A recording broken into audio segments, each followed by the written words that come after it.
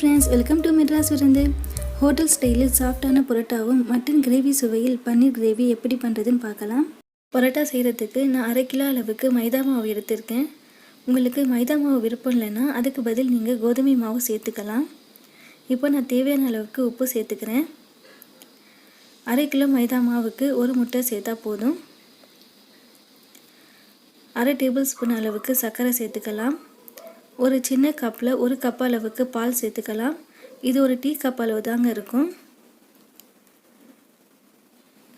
2 table spoon எண்ணெய் சேர்த்துக்கலாம்.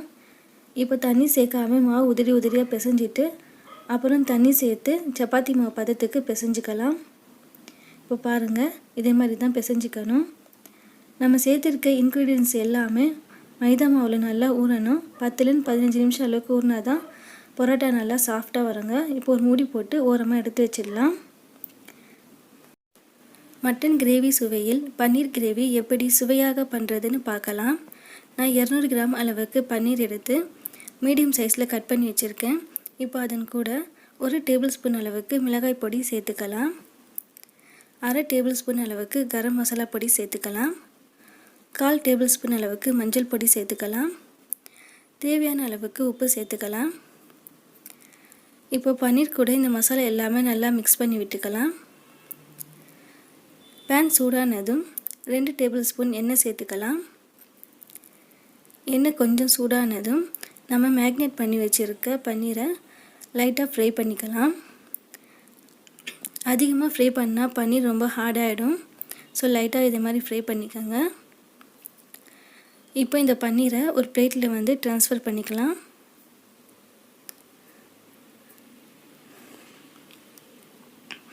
ஒரு ஓரமாக இப்போ எடுத்து வச்சிடலாங்க. இப்போ பன்னீருக்கு தேவையான மசாலாவை ரெடி பண்ணிக்கலாம். பன்னீர் ஃப்ரை பண்ண அதே பேனில் 2 டேபிள் ஸ்பூன் அளவுக்கு எண்ணெய் சேர்த்துக்கலாம். எண்ணெய் கொஞ்சம் சூடானதும் ஒரு பெரிய சைஸ் வெங்காயம் பெருசாக கட் பண்ணியே சேர்த்துக்கலாம். ஏன்னா இந்த மசாலா எல்லாமே வதக்கி அரைக்க போகிறோம். இப்போ பாருங்கள், வெங்காயம் நல்லா கோல்டன் ப்ரௌன் கலர் வர வரைக்கும் வதக்கிக்கணும்.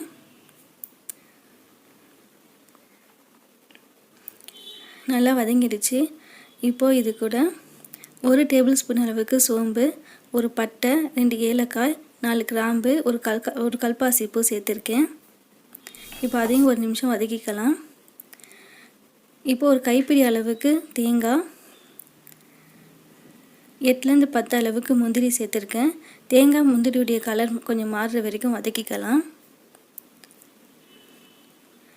பாருங்கள், முந்திரி தேங்காயுடைய கலர்னால் கொஞ்சம் மாறி இருக்குது. இப்போ ஆஃப் பண்ணிக்கலாம்.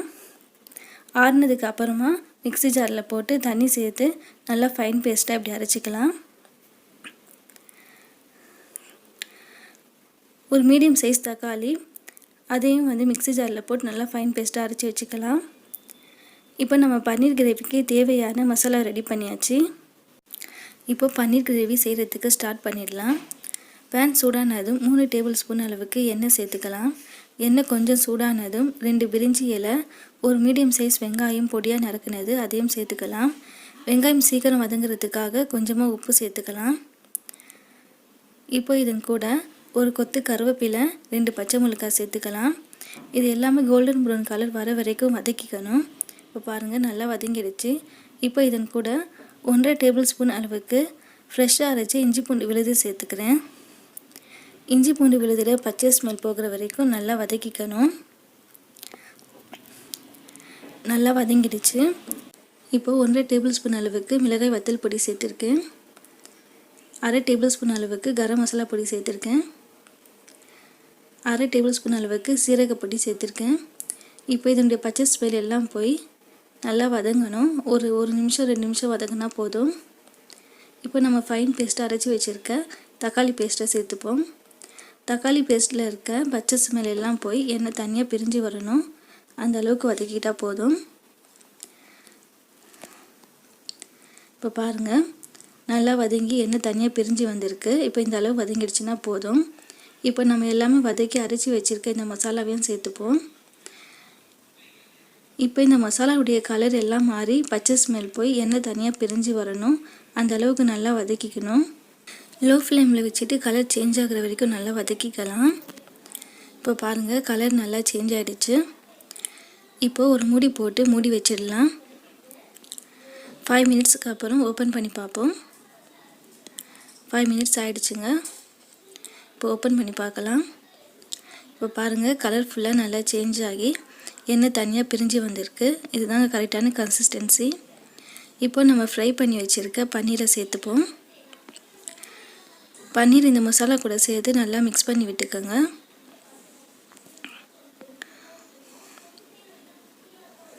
நம்ம பன்னீர் கிரேவிக்கு மசாலா அரைச்சோம் இல்லையா, அந்த மிக்ஸி ஜாரில் கொஞ்சமாக தண்ணி சேர்த்து அலசி அந்த தண்ணியும் சேர்த்துக்கலாம். இப்போ ஸ்டவ் வந்து ஹை ஃப்ளேமில் வச்சுக்கோங்க. இந்த மசாலா கூட நல்லா மிக்ஸ் பண்ணி விட்டுக்கோங்க. இப்போ 1 கப் அளவுக்கு தண்ணி சேர்த்துக்கலாம். பொடியாக நறுக்குன கொத்தமல்லி இலையும் புதினா இலையும் கொஞ்சமாக வந்து கிரேவி கூட சேர்த்துக்கலாம்.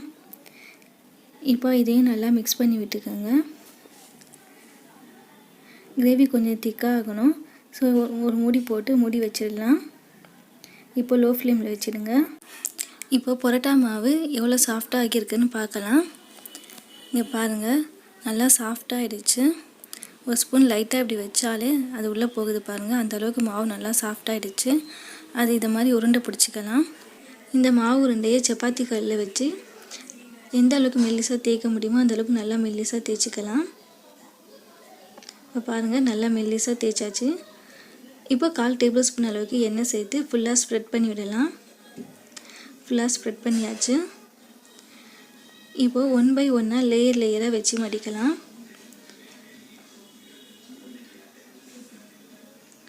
இப்படி 1 பை 1 வச்சு மடிக்கணுங்க. ஃபுல்லாக மடித்ததுக்கப்புறம் அந்த லாஸ்ட் எண்டிங் ஒன்று இருக்கு இல்லையா, அதை வந்து இதே மாதிரி ரவுண்டாக மடிச்சிட்டு வரணும். அந்த லாஸ்ட் முனை வரைக்கும் மடிக்கணுங்க. இந்த லாஸ்ட் இந்த எண்டிங் இருக்கு இல்லையா, இதை வந்து இப்படி கீழே வச்சு லைட்டாக ப்ரெஸ் பண்ணிக்கணும். பாருங்கள் எவ்வளோ அழகாக லேயராக வந்திருக்கு. அதே மாதிரி எல்லா உருண்டையும் மடிச்சாச்சு. இப்போ பரோட்டா செய்கிறதுக்காக நம்ம தேய்க்க போகிறோம். இப்போ நம்ம லேயராக மடித்ததுக்கு அப்புறமா இதை வந்து ரொம்ப அழுத்தம் கொடுத்து நம்ம தேய்க்கக்கூடாதுங்க. ரொம்ப லைட்டாக ப்ரெஸ் பண்ணி தான் தேய்க்கணும். பேன் சூடானதும் நம்ம பரோட்டா செய்கிறதுக்கு ஸ்டார்ட் பண்ணிடலாம். இப்போ பாருங்கள் பேன் நல்லா சூடாயிடுச்சு. இப்போ பரோட்டா ஒரு பக்கம் லைட்டாக வெந்ததும் திருப்பி போட்டுக்கலாம். இப்படி திருப்பி போட்டதும் 1/2 டேபிள் ஸ்பூன் அளவுக்கு எண்ணெய் சேர்த்து பரோட்டா ஃபுல்லாக ஸ்ப்ரெட் பண்ணி விடலாம். மறுபடியும் பரோட்டாவை திருப்பி போட்டுக்கலாம்.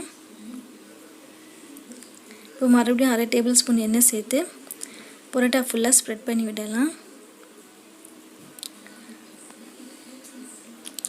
இதே மாதிரி மாற்றி மாற்றி திருப்பி போடணுங்க.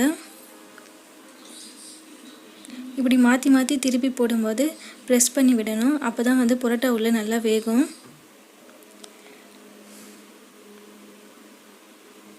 பாருங்கள் நல்லா பரோட்டா வெந்துடுச்சு. பரோட்டா சூடு கொஞ்சம் ஆறுனதுக்கப்புறம் இதே மாதிரி வந்து தட்டிக்கணும். அப்போ தாங்க லேயர் வந்து தனித்தனியாக பிரிஞ்சு வரும். பாருங்கள் தனித்தனியாக பிரிஞ்சு வந்திருக்கு பாருங்கள் சூப்பராக.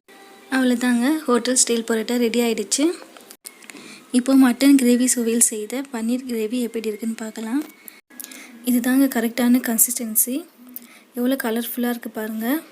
கிரேவி நல்லா திக்காகி எண்ணெய் ஃபுல்லாக பிரிஞ்சு வந்திருக்கு. பன்னீரும் நல்லா சாஃப்டாக வெந்திருக்கு. மனமும் சூப்பராக இருக்குங்க. பரோட்டாவுக்கு சைட் டிஷ்ஷாக ரொம்ப சூப்பராக இருக்கும். பரோட்டாவுக்கு மட்டும் இல்லைங்க, இட்லி தோசை சப்பாத்திக்கும் சைட் டிஷ்ஷாக சூப்பராக இருக்கும்.